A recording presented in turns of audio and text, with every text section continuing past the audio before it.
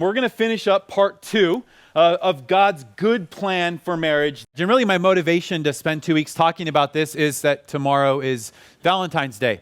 And I know those can bring a lot of awkward feelings into our hearts, depending on what context you find yourself in. And so I want to begin this morning by asking all of you why you want to have a good marriage. Now, I'm sort of assuming you do, and I think that I can do that. I don't think that anybody here is like, well, I want to have a terrible marriage. And whether you're single or married, everybody someday wants to have a good marriage. But if you would do me a favor, before we even get started, write down some reasons. Why do you want to have a good marriage? And try to be honest. It's actually really difficult. Even if it's a note only you're going to read, it's difficult to be honest. Why? Because we're in a church context, and so we want to write the right answer. This isn't a right or wrong answer question. This is you searching your own heart and asking the Spirit, what is it that my motivation is for wanting a good marriage? Why do I want my marriage to be good? I think that if we're honest with ourselves, the reason we want a good marriage is because it's easier. Because my life is easier if I have a good marriage. Because it's gonna feel more enjoyable to me if I have a good marriage. But here's the problem. After defining that goal, then we define for ourselves what good is. And what good is what I want. What good is what I define as good, and my spouse better define it the same way if we're going to have a good marriage. And so before we really get into it, somebody texted me after first service. They said, hey, you forgot to remind people of the ground rules. And they said their ribs were hurting. So just want to remind you, no elbows, right? No side eye as we're going through this stuff. But the reality of the desire for a good marriage needs to really be surrendered to the Lord. Because here's God's design for marriage. God's plan for marriage is that we will reflect upon the earth the eternal union of Christ and the church. God designed marriage with that singular purpose in mind. I'm going to create an earthly institution that's going to point forward to the eternal union of Christ and his body, the church. That's why God created marriage. And so ultimately, the goal of marriage is to glorify God. That's why we get married, for the glory of God. And because we oftentimes get distracted from that singular purpose for marriage, we get into all these conflicts. We get into all these problems. We have all these roadblocks in our life. And Paul's goal in 1 Corinthians 7 is to free us from all of those distractions, from the one thing that we're called to. Let's go ahead and look at the text. This is 1 Corinthians 7:17 through 24. And I know that if you're as blind as I am, then you can't read that. It's all right. I'll read it to you. And I'm putting the whole text on there because I want to point out something to you about this entire passage. So let me read it to you. It says, let each one live his life in the situation the Lord assigned when God called him. This is what I command in all the churches. Was anyone already circumcised when he was called? He should not undo his circumcision. Was anyone called while uncircumcised? He should not get circumcised. Circumcision does not matter, and uncircumcision does not matter. Keeping God's commands is what matters. Let each of you remain in the situation in which he was called. Were you called while a slave? Don't let it concern you. But if you can become free, by all means take the opportunity. For he who is called by the Lord as a slave is the Lord's freedman. Likewise, he who is called as a free man is Christ's slave. You were bought at a price. Do not become slaves of people. Brothers and sisters, each person is to remain with God in the situation in which he was called.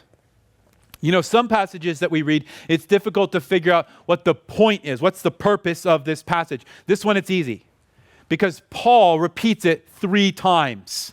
And it's pretty easy to know what somebody's focusing on if they continue to repeat themselves. So he repeats a concept in this passage 3 times. See if you can find it.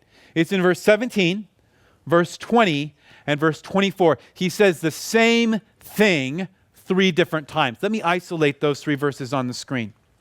He says in verse 17, let each one live his life in the situation the Lord assigned when God called him. Verse 20, let each of you remain in the situation in which he was called. And verse 24, brothers and sisters, each person is to remain with God in the situation in which he was called. What's he talking about? You don't need to change your situation. From what? From where you are when God calls you. Now, what's the broad context? What's 1 Corinthians 7 talking about? Marriage, divorce, and singleness. That's the broad context. So what is he talking about? You do not need to change your situation. Why not? Because the God who calls you equips you as you are in your current situation. See, here's the problem. I believe sometimes something has to change in my life for me to be useful for the kingdom. Something has to change in my life for me to be effective. Something has to change for me to do the works that God is calling me to. And the reality is, whom the Lord calls, he equips. And so you don't need to change your situation. He explains that first with circumcision and with slavery. You don't need, if you're circumcised, you don't need to get uncircumcised to be effective. If you're uncircumcised, you don't need to get circumcised. If you're a slave, you don't need to be free. You don't need to change your situation to become effective. But oftentimes I find in our own lives, we begin to think, I need something more. Something has to change about my situation. Otherwise, I can't work for the Lord. I can't serve the Lord. Let me illustrate it this way. I think a lot of people play chess. So you can see a chessboard right here. You guys who play chess, I'll let you know right away, it's white's move. Okay, so white has the next move right here. So automatically you're trying to figure out what you're going to do. That's fine. Go ahead and do it. Try to find the next move. But let me explain to you a little bit about the rules of the game of chess. One of the rules is that once you get your pawn to the other side, that pawn becomes a queen. And if you're playing against a novice chess player, one of the mistakes they make is obsessing about getting their pawns to the other side. They start playing the wrong game. They start focusing on, if I get my pawn to the other side, my pawn becomes a queen. And here's the thing. The reason they want to become a queen is because it's the most versatile piece on the board. The queen can move in multiple directions. The queen is worth the most points. And so what happens sometimes is a novice player will get so focused on trying to get the queen, get their pawn across, that they miss the opportunity that's right in front of them. So some of you might have found it. You have checkmate right now in one move. White has checkmate in one move, and it has nothing to do with getting their pawns to the other side of the board. Do you see it? Some of you are nodding your heads. I'll give it away for those of you guys who don't see it. It's the white rook needs to move to A6. Now, you might have thought of that and you thought, oh, well, no, you can't do that because the pawn will then take the rook. Well, the pawn can't take the rook because then the bishop puts the king in checkmate. You have checkmate right here in one move. Now, if you don't understand chess, understand this.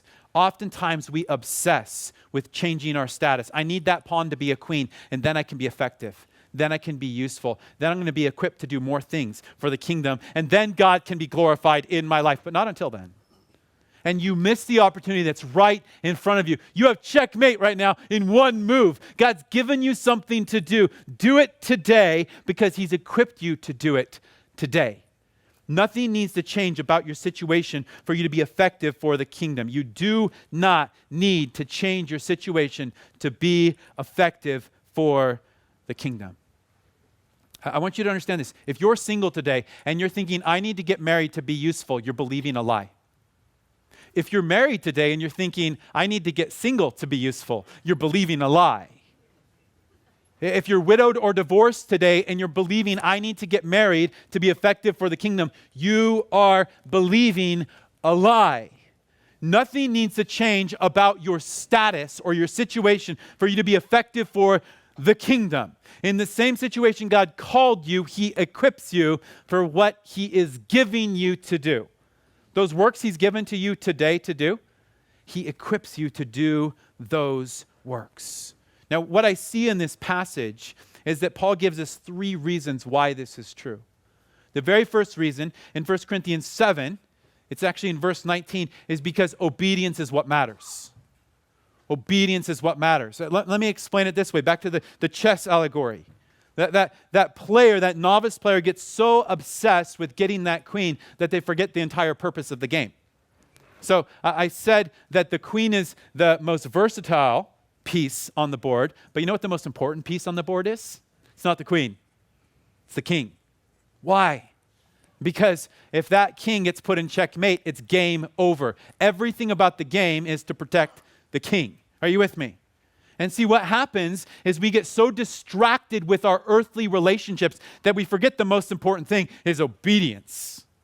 What's important? Obeying God. In your current situation, God has works that he's called you to. That's what's most important. Here's what happens. We oftentimes exalt our own relational comfort over obedience. Why? Well, because God would want me happy. So I don't need to obey God because surely God would want me happy. So I'm going to exalt my comfort. I'm going to exalt changing my situation over obedience. What matters? Obedience. Look at the passage. Look at verse 19. Circumcision does not matter and uncircumcision does not matter. Keeping God's commands is what matters. Now, if you're reading through 1 Corinthians 7 and you're actually really paying attention to the text and you're following the flow of logic here, then you get to verse 19, it's a little bit of a train wreck. What do I mean? Because we're marriage, singleness, divorce, remarriage, widows, circumcision. What does that have to do with anything? Do you see the flow there? Isn't that sort of strange that all of a sudden in the middle of the passage where he's teaching about marriage, where he's teaching about divorce, where he's teaching about remarriage, all of a sudden he starts talking about circumcision. What does circumcision have to do with anything? Well, you see, the same lie they were believing about circumcision is the lie they're believing about marriage. They were thinking if they're circumcised, they need to get uncircumcised, or if they're uncircumcised, they need to get circumcised. Why? Well, some people are thinking, well, Jews are, God's chosen people, so I'm not circumcised. I should get circumcised. I'm a Gentile, and then I'll have like a higher status. I'll be more useful for the kingdom. Or then they heard Paul teaching against circumcision. And then, okay, well, maybe I need to remove the marks of circumcision from my body. I need to change my state, and then I'll be more effective for the kingdom. And what's Paul saying? No, that's not what it's about. You don't need to change your situation. Now, understand this. He's using circumcision as an allegory for marriage. You don't need to change your state. Are you single? God can use you. Are you married? God can use you. Are you divorced? God can use you. Are you widowed? God can use you. That's the point. Is your situation does not need to change for you to be obedient. Keeping God's commands is what matters. Paul explains the same thing in Galatians 5:6. He says it this way, for in Christ Jesus, neither circumcision nor uncircumcision accomplishes anything. What matters is faith working through love. Now he's saying the same thing, but now he's telling us how it happens. It's not circumcision or uncircumcision. That doesn't qualify you or disqualify you for the kingdom of heaven. It doesn't equip you with something you didn't have before. Here's what matters, obedience. But how does obedience work? Through faith. Understand this. You cannot obey God apart from faith. Do you get that? If you go out, if you leave this church today and you hear some of the things that I say and they're convicting to you and you think, I'm going to go out and I'm going to try as hard as I can to have a better marriage. Or I'm going to try as hard as I can to be more content in my singleness. You will fail. You can't do this. Faith is you depending on God for the strength that you need to do what he's calling you to do. You can't obey God in your flesh. Do you get that? Your resources are not enough. You need his, and he provides them for you. But understand this, faith works through love. What does that mean? It means I can't depend upon a God whom I don't know loves me. As I come to comprehend his unconditional love, as I come to understand his hesed, his unmerited mercy that he pours out on me continually, I get to that point where I can surrender all to him. Where I can lay myself in his arms and say, Lord, I'm resting in you today. I'm depending on you today. I'm satisfied and complete in you today. Faith works through love. It's not circumcision. It's not uncircumcision. It's not singleness. It's not marriage. What matters is faith working through love. Now, I want you to understand what that means. What that means is that the lie the enemy is whispering inside of your head about your spouse or your singleness is now revealed. And what's that lie? That lie is that you cannot live the holy life that God calls you to in the situation you're in. Why? Well, maybe you're married to an unbeliever. And you feel limited by that marriage to an unbeliever. You feel like you can't do the things that God's calling you to do because of the person you're married to. How'd that excuse work for Adam? Doesn't work. Doesn't hold water. We can't go to God and say, well, this woman or this man here with me is making me sin. Why? Because I'm responsible for my sin. Do you get that? Because our culture doesn't. How's our culture work? Our culture has all of these trigger warnings. Why? Because everybody else is responsible for my sin. And so I need to have trigger warnings so I know if you're about to make me sin. Right? You can't say certain things because those certain things will make me sin. Now, I'm preaching to the choir here, but do you act as if that's true even though you don't like it? In other words, do you blame your spouse in your own head, maybe not out loud, but in your own head, if she or he would just not treat me this way, then everything would be perfect. Then I would be holy. Then I could walk in righteousness. This lie is a lie that's as old as time. And we have to conquer it. And how we conquer it is by recognizing what matters is obedience. Whose obedience? Yours.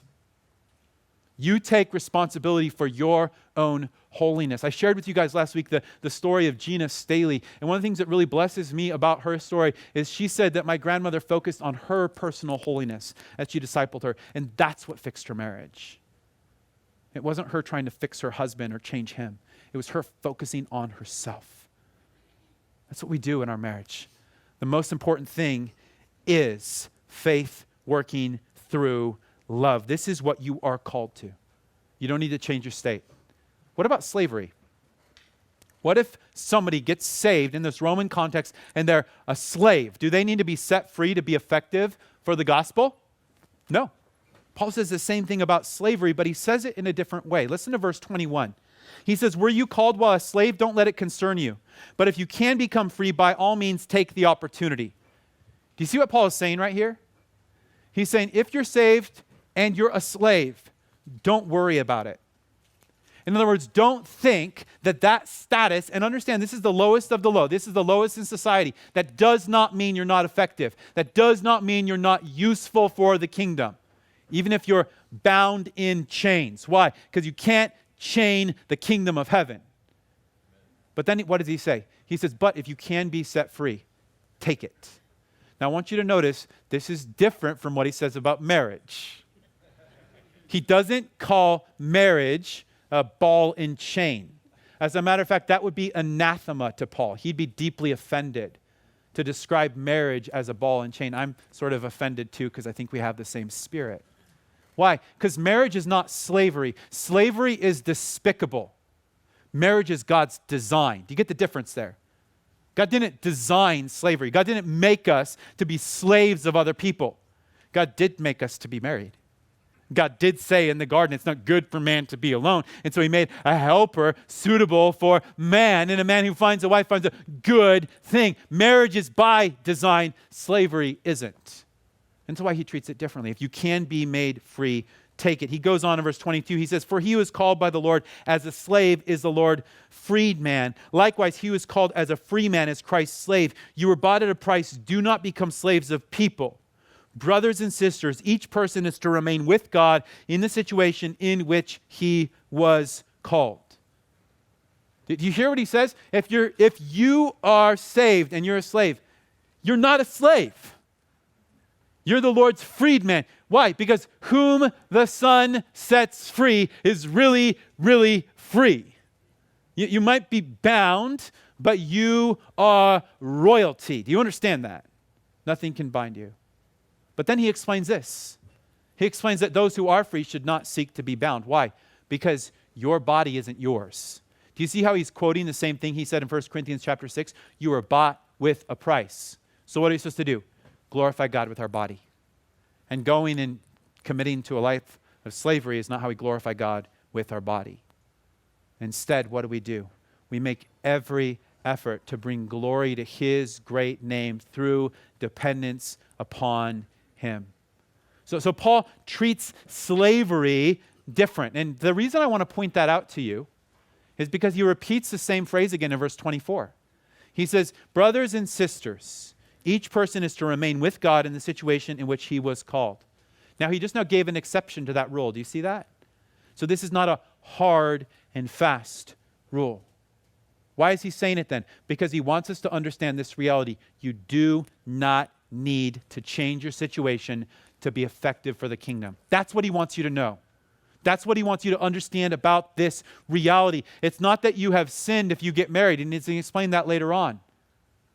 It's that you don't need to change your situation to be effective for the kingdom. And so automatically here you're thinking, okay, we talked about circumcision, we talked about the slave, but what about the singles? What about them? Do they need to stay in that same situation? That's what he answers next. So look at the very next verse here. Verse 25, he says this. Now about virgins. Okay, so virgins, he's talking about the unmarried. These are people who are single and have never been married. Now about virgins, I have no command from the Lord. Remember, as Paul says this, as he says, I have no command from the Lord, that does not lessen the inerrancy of what he's saying. He's saying this in the Spirit. All Scripture is profitable. All Scripture is effective. So this right here, just because he doesn't have a command from Jesus, does not mean this is not God's word. We talked about that last week. Jesus didn't give a command during his public ministry about singles. That's what Paul's saying. I don't have a command from Jesus where he says every single person needs to do this. He says, but I do give an opinion as one who by the Lord's mercy is faithful. So what we're about to read is Paul's opinion. So should we take it like the opinion of another human being?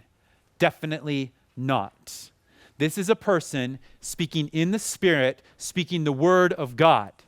This opinion is without error. Okay? When I give you an opinion, my opinion has errors. So what does it mean when we read an inerrant opinion? What is that? What it is, it's wisdom. What it is, it's a principle for life. Do you understand that all of Scripture is not written in the imperative? When you find an imperative, what's that giving you? That's giving you a precept. That's giving you a law of God. This is what you are to do. This is, if you don't do this, you're in sin. You get that? That's a precept. A principle, it's the Proverbs. The Proverbs are rules for life. These are rules to live by. That's what Paul's giving us right here. And it's without error. This principle, this wisdom, this advice. And what's the advice? Because of the present distress, I think that it is good for a man to remain as he is. Okay, so you shouldn't change your state. Why? Because of what? Do you see it? The present distress. Well, then that begs the question. Is the present distress of Paul's day in the Corinthian context the same as the present distress of our day in the Southern California context? Well, the answer is sort of complicated. It's a yes and a no. Because you see, part of the present distress is the distress of the last days. And what does Jesus tell us in Matthew 24? He says that distress is just going to increase and increase and increase. Okay, so what we see happening with the chaos and the distress and the persecution of the church rising and continuing, that's to be expected. Jesus says this is what happens. Why? Because we're in the last days. So is this a present distress still? Absolutely, because we're still in the last days. But is it the same for us as it was for the Corinthian church? Definitely not. The persecution that we are facing so far in America is not at this level.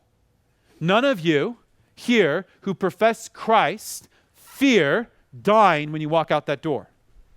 None of you need to worry about being thrown into prison or having your wife and children tortured to try to get you to recant. But that's what we see happening instantly with the early church. Look at the instant oppression that Paul faces as he goes out and he proclaims the gospel. He gets stoned, he gets beaten, he gets locked up over and over again. That present distress is one that we're not experiencing here. So why does he say something so ambiguous? Sometimes Scripture is intentionally ambiguous. Why? Because we need to learn to exercise our senses to discern good from evil. And what that means is every single one of you needs to wrestle through this question, especially if you're single today. You need to wrestle through, why do you think God is calling you to get married? And if you think I need to get married because I can't be effective for what he's called me to do apart from that marriage, you are believing a lie, and please don't get married. Because now your spouse has become the Holy Spirit for you. You don't need a spouse. You don't need to get married to be effective. So why do you get married? One reason, for the glory of God.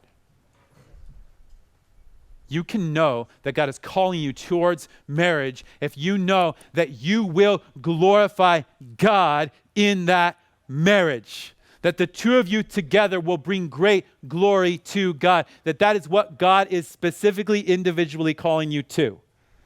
You know, I don't know if you wrestled as married people today. I don't know if you really wrestled with this question. I did.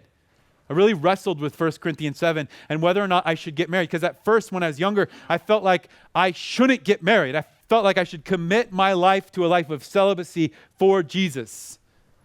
And during my teen years, I really started wrestling with, well, maybe I should get married. I don't know what God's leading me to, what God has for me, what his plans are for me. And as I was wrestling through that, it was somewhat ironic because my future father-in-law actually gave me a book that helped me change my mind. I don't think he did it intentionally, but he gave me the journals of Jim Elliot. I don't know if you've ever read the journals of Jim Elliot, but he was right where I was, where he was feeling like God was calling him to a life of ministry that would be in a context that it would not be advantageous to have a family, where it could even be dangerous. And he wrestles and he wrestles and he wrestles through this, and he comes to the conclusion that God is calling him to be married. And I wrestled through it as well as I read his writings, as I wrestled with scripture. And I got to that point where I was convinced I was supposed to get married.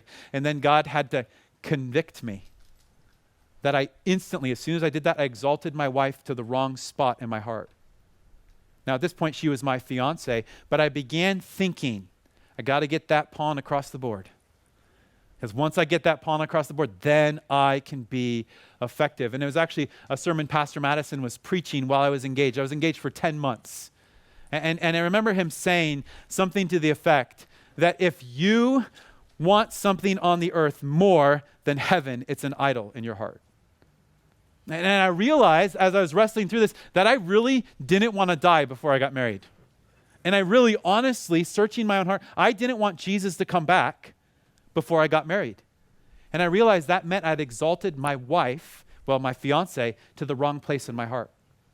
I was beginning to think that earthly relationship was primary instead of recognizing that I was complete in Jesus Christ, that I had everything that I needed in Jesus Christ, that I didn't need to experience anything else upon the earth to be fully satisfied in him. I had everything I needed. Now, I learned that lesson through trials. I lost the car. I totaled the car during those 10 months. I dislocated my knee. God had to do all these things to me to sort of wake me up. And God, in his mercy, uses a 2x4 sometimes. But I got to that point where I realized my marriage is not about me. And my wedding day, we committed to have that whole day just focus on the marriage supper of the Lamb, because that's what an earthly marriage is about. It's not about this. It's about that. And I began to realize what was ultimate was not what I was focusing on. These are questions that you have to wrestle through if you're a single person, if you're hoping to get married someday. Look at what Paul says in verse 27. He says, "Are you bound to a wife? Do not seek to be released. Are you released from a wife? Do not seek a wife. However, if you do get married, you have not sinned. And if a virgin marries, she has not sinned. But such people will have trouble in this life, and I am trying to spare you." What is Paul saying right here? I think it's really clear now. So if you're thinking you have to remain in the situation, therefore, it's a sin to get married. He says, no, it's not a sin to get married. Do you see that? It's not a sin to get married. And what he does here is he divides the congregation at Corinth into 3 categories. Look at the passage there. See if you can find the 3 categories. First category is people who are married, people who are bound to a wife. What does he say to them? Don't seek to be loosed. Don't think I need to get out of this relationship if I'm going to be useful for the kingdom. What's the second category? People who are loosed from their wife. This could be a widow. This could be somebody whose spouse abandoned them. We talked about that last week. What does he say? Don't seek a wife. But then he gives a caveat. If you do remarry, you have not sinned. Last category. What's the last category? Virgins. What does he say about them? If they marry, they have not sinned. So why is he saying all this? Because he wants us to be spared of trouble. Because he doesn't want us to be distracted by the things of earth. Because he wants our marriages to be in the correct context, the eternal context. That's why he's saying all of these things. You do not need to change your situation to be effective for the kingdom. Paul gives us 3 reasons in the passage. The first one is because obedience is what matters. The second one that I see here is in the next verse. It's that the time is short. The time is short. Do you understand that? Do you understand this life is a vapor? It's momentary. You have no idea how much time you have. You don't know if you have the next minute. You don't know if you have the next hour. You don't know if you have the next day. Jesus could come back. You could die. We don't know. Life, by its very definition, is momentary. It's here today. It's gone tomorrow.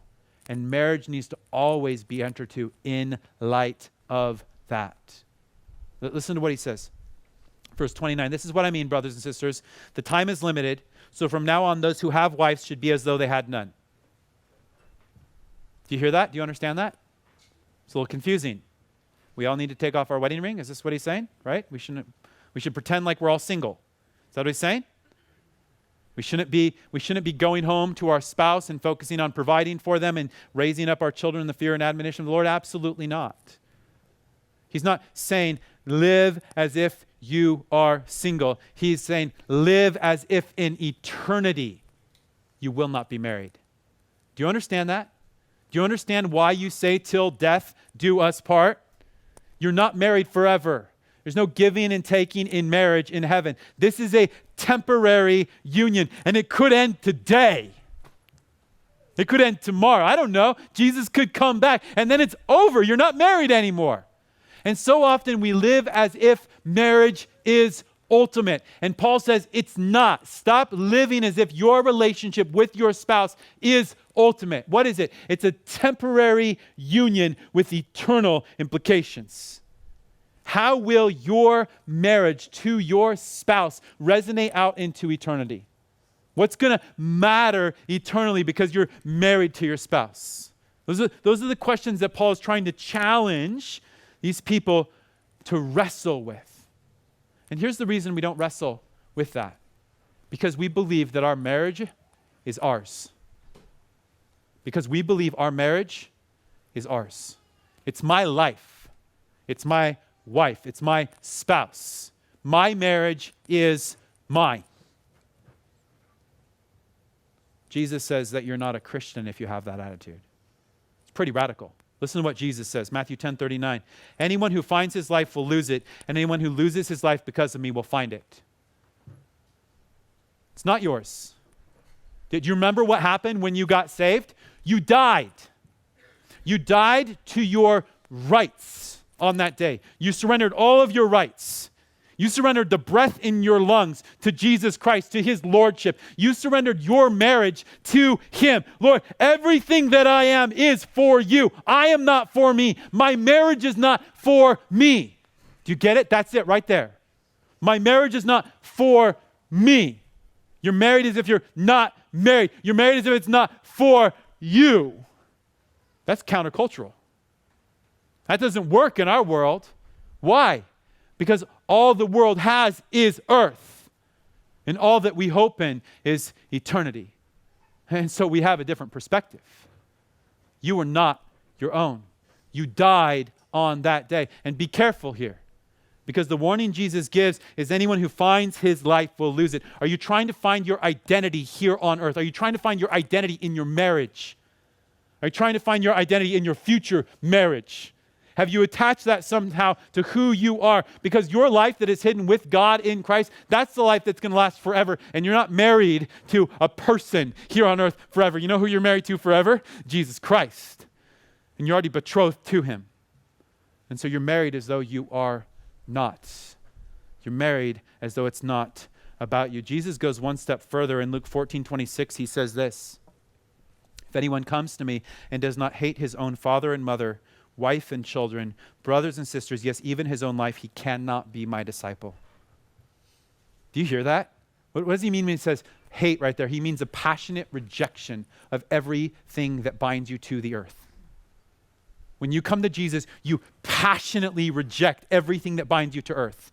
This is what Paul is talking about when he says, I suffered the loss of all things that I may gain what?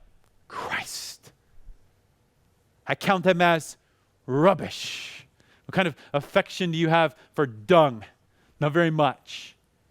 But here's the radical reality, is that when you go to Jesus and you take your family and you take your body and you take your life and take all that you are and you just lay it at his feet and you say, I give this all away because I found treasure. I found the treasure of knowing you, and nothing compares to knowing you. All of you is more than enough for me. That's all I need. I don't want any of this. I give it all to you.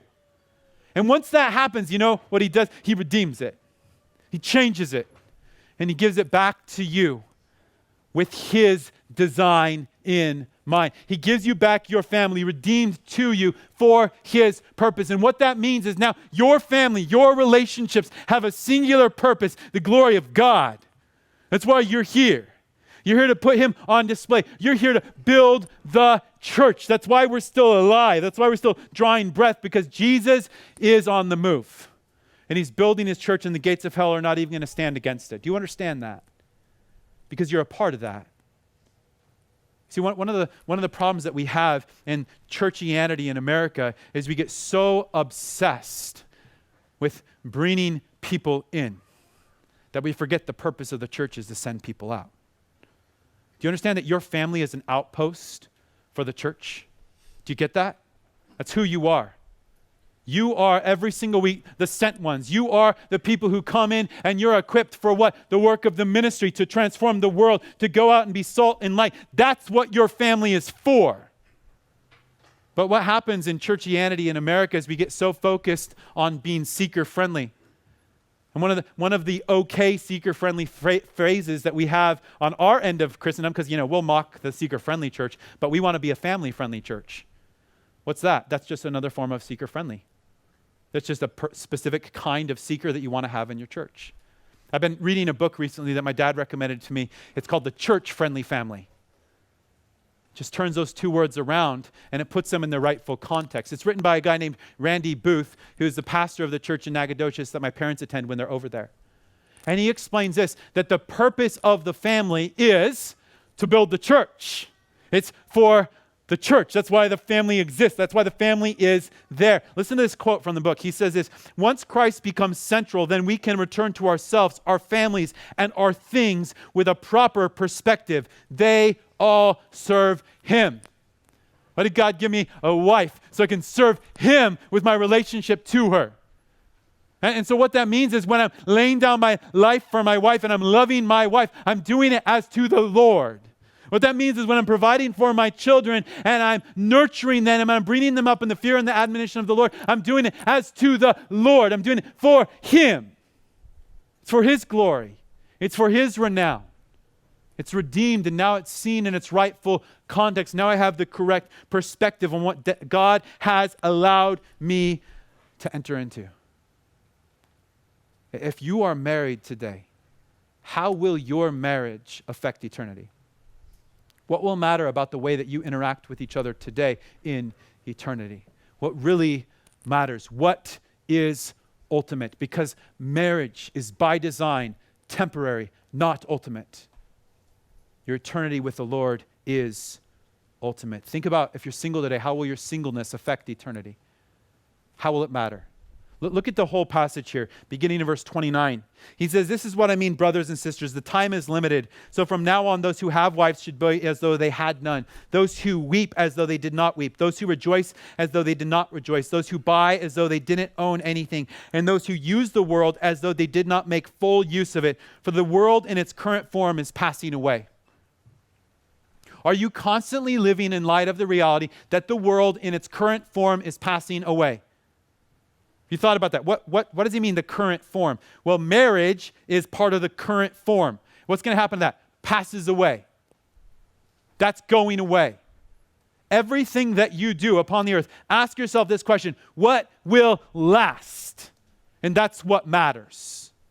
What will last beyond this life? If you're rejoicing, what is it that you're rejoicing in? What will last that you're rejoicing in? If you're mourning, if you're weeping, ask yourself, what's going to last what I'm weeping about today? Will this matter in eternity? If you're buying possessions, ask yourself, what's going to last? I have news for you. None of that's going to last. The elements are going to melt with fervent heat. So what does it matter? Why do we buy anything? For the kingdom. As you conduct yourself in business, what'll last? It's not the promotion. It's not the better job. It's not the better income. It's this. Was God glorified? That's what matters. In everything you do, in your rejoicing, is God glorified? In your weeping, is God glorified? In your buying and selling, is God glorified? In your business, is God glorified? That's all that matters. That's why you're here. That's your singular purpose. You do not need to change your situation to be effective for the kingdom. You don't need the promotion at work. You don't need the bigger house. You don't need to change your context to be effective for the kingdom. God equips you where you're at. Paul gives us 3 reasons. First one he gives us is obedience is what matters. The second one is that the time is short. And the last one we're going to look at here, the end of the passage, is that life is for devotion without concerns. Paul wants us to be without concerns. Look at verse 32. And I'm going to put the whole thing on here, then we're going to focus on one verse. He says, I want you to be without concerns. The unmarried man is concerned about the things of the Lord, how he may please the Lord. But the married man is concerned about the things of the world, how he may please his wife, and his interests are divided. The unmarried woman or virgin is concerned about the things of the Lord, so she may be holy both in body and in spirit. But the married woman is concerned about the things of the world, how she may please her husband. I'm saying this for your own benefit, not to put a restraint on you, but to promote what is proper, so that you may be devoted to the Lord without distraction. Why is Paul telling us that married people get distracted from the mission? Look at the last verse there. I am saying this for your own benefit, not to put a restraint on you. Paul tells us that we have a tendency to be distracted with the concerns of the world. Why? So that we won't be. So look what he says right here. When he says, the married man in verse 33 is concerned about the things of the world, how he may please his wife. His interests are divided. He's not saying that's okay. Do you understand that? What do I mean? The word concern right here, it's the Greek word marimenao. It means anxiety, stress, pressure, concern. Do you remember what Jesus said about anxiety? He gave us a command about anxiety, didn't he? Right in the Sermon on the Mount. He says, be anxious for nothing except unless you're married. Right? Is that what he said? No. Understand, Paul's not contradicting that here. He's saying married men get distracted. Stop that. Stop that. Don't get distracted. Married women get distracted. Stop that. I want you to be unleashed in your marriage. I don't want to put a leash on you. I don't want to bind you to that. Don't think I'm saying you need to be anxious and worried about how to put a roof over your children's head and how to get food for them and clothes. Don't worry about that. How can I know that Paul's saying that? Well, because it's what Jesus said. Right there in the Sermon on the Mount, Matthew 6:25, therefore I tell you, don't worry about your life, what you will eat or what you will drink, or about your body, what you will wear. Isn't life more than the food and the body more than clothing? Same word. Marimenao. Jesus says, don't do it. Don't be marimenao. Don't be concerned. It's not acceptable. But what Paul is telling us is when you get married, there's a temptation to be concerned about those things. So here's a really good litmus test, because I have singles, but I also have people in here who maybe are dating. Does that person help you to not be concerned about the things of the earth? Or do they, in their relationship with you, try to get you to focus on the things that are passing away? This is a way to know if you have a healthy spiritual relationship. That person will direct your eyes towards heaven more than they'll direct your eyes towards the earth. Don't be concerned. What are you supposed to do instead? But seek first the kingdom of God and his righteousness, and all these things will be provided for you. Husbands, fathers, don't be anxious. Don't be marimenao. Don't let your interests be divided. Singular in your focus, singular in your purpose. Wives, you don't please your husband, you please the Lord. And sometimes that means serving your husband. Sometimes that means sacrificing for your family. But understand what's ultimate in every single sacrifice is what will last. And sometimes the sacrifice is wrong. Seek first the kingdom of heaven. What does that look like? What does it look like to seek first the kingdom of God and his righteousness? It looks like Mary sitting at the feet of Jesus. What does it not look like? Martha, anxious in the kitchen. Do you remember the story in Luke chapter 10 when Jesus comes to Mary and Martha's house and he sits down with them to have a meal with them, and Mary just comes and pops herself right down at Jesus' feet. And so Martha is left all by herself, carrying out all the food, going back and forth, doing everything by herself. And as she continues to serve Jesus and the disciples, what's happening? Anxiety is growing in her heart. And the object of the anxiety is her sister. She's not helping. I have all this work to do. I am trying to serve Jesus himself. And she's sitting there, right? And eventually she gets this sort of righteous indignation over how Mary is acting. And she goes to the Lord himself. And she makes her petition. And she says, I am serving you. And Mary just sits there. And Jesus says, Mary, she's right. You should go help out. Is that what he says? Do you remember what Jesus says to Mary? What Jesus says to Martha? Listen, this is in Luke 10:41. The Lord answered her, Martha, Martha, you are worried and upset about many things. Do you see that word worried right there? Do you wonder what Greek word that is? Merimenao. Martha, you're failing. You're concerned about earthbound things. You're stressed out about this life. Stop. One thing is necessary. Mary has made the right choice, and it will not be taken from her. Do you understand what Jesus is saying right there? He's saying what Mary just got, she keeps forever. Do you get that? What Mary just got, she keeps forever. He's saying, Mary just got treasure in heaven, Martha, and you missed out on the opportunity. Now fast forward to John 12. And Martha is once again serving, but now her brother has been raised from the dead. And I believe at this point she's a believer. She's still serving. But now that serving is not because she's anxious about many things. Now that serving is for the glory of God in heaven. Seek first the kingdom of God and his righteousness. And all those things, those concerns, they'll be added to you. God will take care of you. You have a purpose. Focus on his kingdom. And that's what I want to challenge you to do today is I want you to dedicate yourself today to seeking God's kingdom first in everything that you do. Be about his business in all of your business. Life is not ultimate. Live for what is eternal. Let's go to the Lord in prayer. Lord, we thank you that we have the glorious privilege of bringing honor to your great name, of magnifying you with the lives that we lead. Lord, we're living sacrifices. We died when we confessed you as Lord, and I pray, Lord, that you would equip us, that you would make us whole by your Spirit. Lord, help us to recognize that we are complete in you, that we have everything we need for life and for godliness right now, that nothing needs to change for us to be useful. We're useful because we're instruments in the Redeemer's hands. And so, Lord, glorify yourself with our lives. We pray this in Jesus' name. Amen.